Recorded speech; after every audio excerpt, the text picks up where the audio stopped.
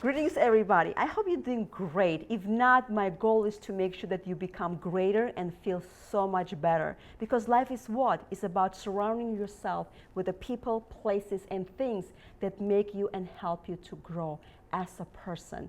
And today we have a guest who is repeated in our studio because we have heard so many comments, so many inquiries to have this guest back because she calls herself hope dealer and a life enthusiast and a fighter for the truth.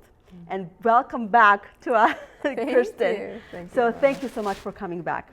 We're so excited that, first of all, that you're bold enough, courageous enough, fierce enough to share your story, that despite of what had happened to you, you still using joy as your instrument, as your essence to fight through life and for life. And you still, despite of everything that happened to you in your life, you still give God a glory. And you still thank Him for having a life. So we all heard your story. You can briefly share with us how long it happened, you know, for at least for the new viewers, that you lost your leg, you got amputated, and you also lost your sight. Yes, yep. It was about 6 years ago this April. I got sick and no doctor could find out why. And that led to the amputation of my left leg. And then 3 months later, the complete loss of my eyesight. Yes.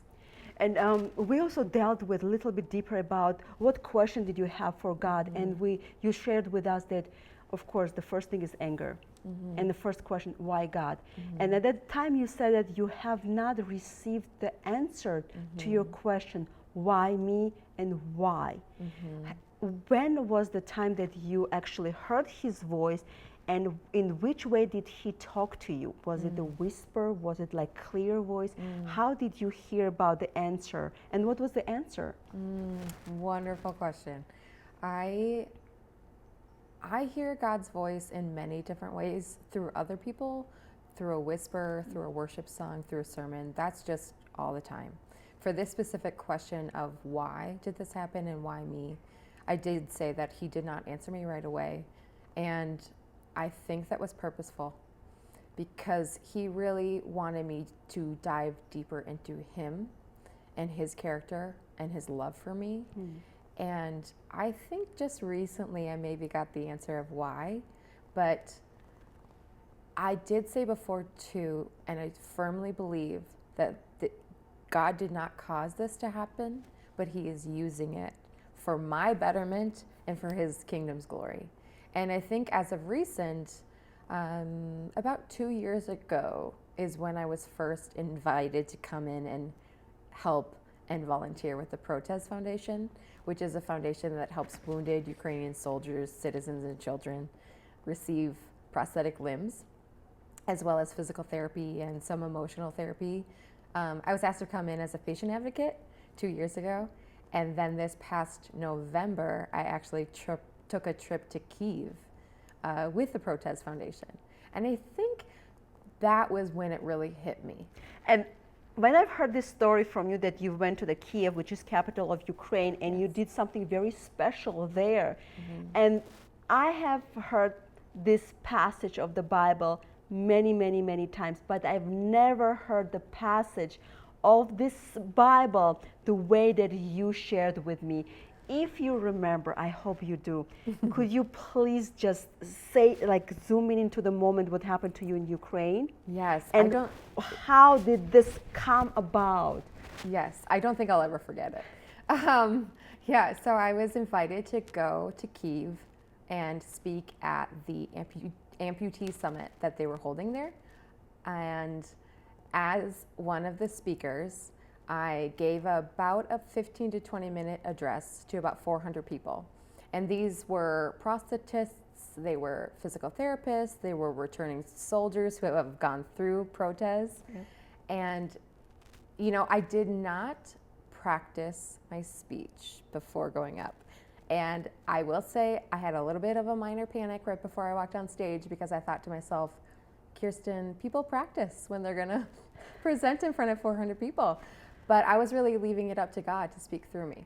And when I went up, I shared my story, and at the end, I remember it like it was yesterday. I said my favorite verse of the Bible is Romans 8:28, which says, "For we know that God works all things together for the good of those that love him."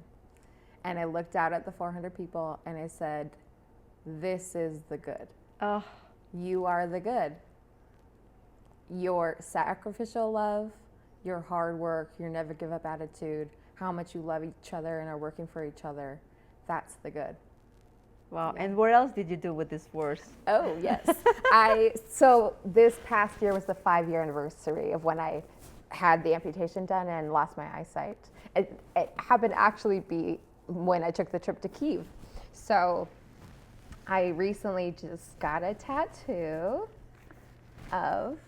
so it's an 8, which is the biblical number for new beginnings. And it's also an infinity if you turn it outside. Yes. And it says Romans 8:28.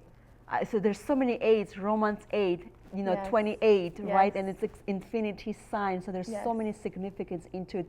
And I've seen a lot of tattoos. This one is so clearly and beautifully done and made. I absolutely love it. So it's really engraved into your heart and through your heart as well.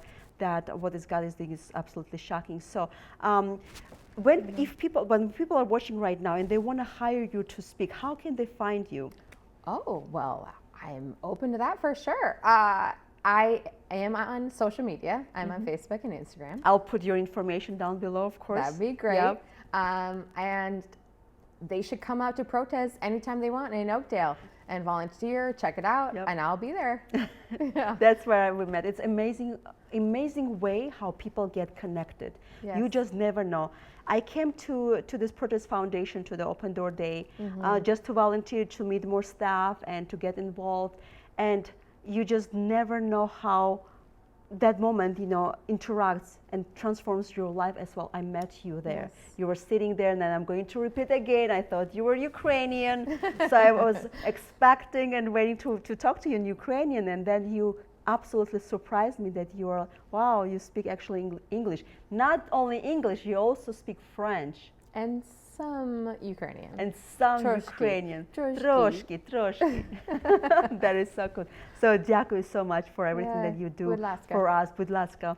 Дякую. So everything that you do, not just for others, but through yourself. You're allowing your body to be a vessel in God's hand, the way it is. Maybe to the people it's not perfect, because we don't even know what the standard of perfection is nowadays. We blow everything from our bodies, right? We do everything to be noticeable, to get noticed out there. But what happened to you? Actually, God removed things from your body to get noticed.